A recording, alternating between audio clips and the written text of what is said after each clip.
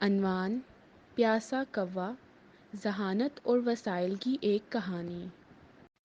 پیاسا کرو ایک کلاسیکی افسانہ ہے جو نسلوں سے گزر چکا ہے، جو وسائل، ذہانت اور عزم کے بارے میں ایک قیمتی سبق سکھاتا ہے۔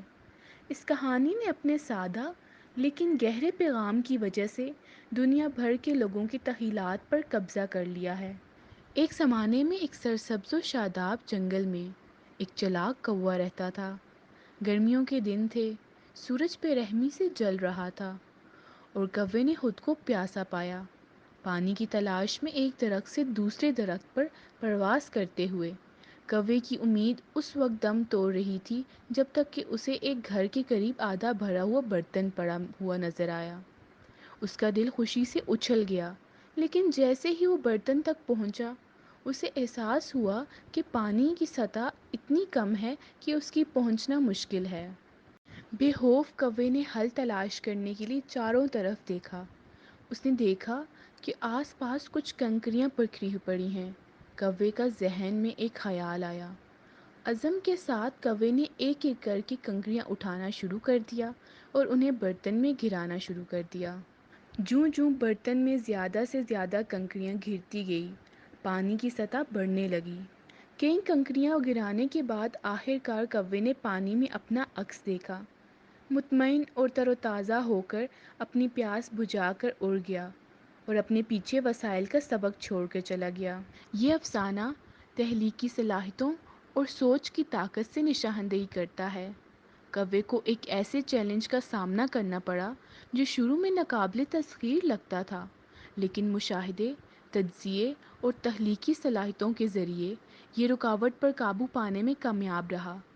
کہانی قارئین کو کھلے ذہن کے ساتھ مسائل سے نپٹنے اور غیر روایتی حل تلاش کرنے کی ترغیب دیتی ہے۔ یہ ہمیں سکھاتا ہے کہ ذہانت اور چالاکی وحشیانہ طاقت سے زیادہ قیمتی ہو سکتی ہے۔ مزید 12 پیاسا کرو یہ کہانی ہمدردی اور انسانی دوستی کے بارے میں بھی ایک پیغام دیتی ہے۔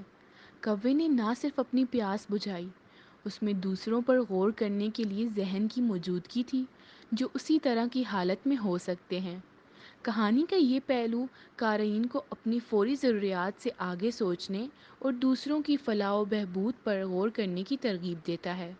یہ اس خیال کو فروغ دیتا ہے کہ ہمارے اعمال ہمارے آس پاس کے لوگوں پر مثبت اثر ڈالتے ہیں۔ افسانہ اپنی عالمگیر کشش کی وجہ سے وقت کی آزمائش پر پورا اترا ہے۔ عمر، ثقافت یا پس منظر سے قطع نظر، لوگ کوے کو درپیش چیلنجوں اور اس کی لچک سے متعلق ہو سکتے ہیں۔ اس کہانی کو زبانی روایات سے لے کر کتابوں اور حرکت پذیری تک مختلف ثقافتوں میں مختلف شکلوں میں بیان کیا گیا ہے، جس سے یہ واقعی ایک لازوال کہانی بنتی ہے۔ خلاصہ یہ ہے کہ پیاسا کرو کی کہانی مسئلے کو حل کرنے، عزم، ہمدردی اور کمیونٹی ذہنیت کے جوہر کا احاطہ کرتی ہے۔ یہ ذہانت اور وسائل کی طاقت کا جشن مناتا ہے۔ یہ ظاہر کرتا ہے کہ چھوٹے سے چھوٹے اقدامات بھی اہم نتائج کا باعث بن سکتے ہیں۔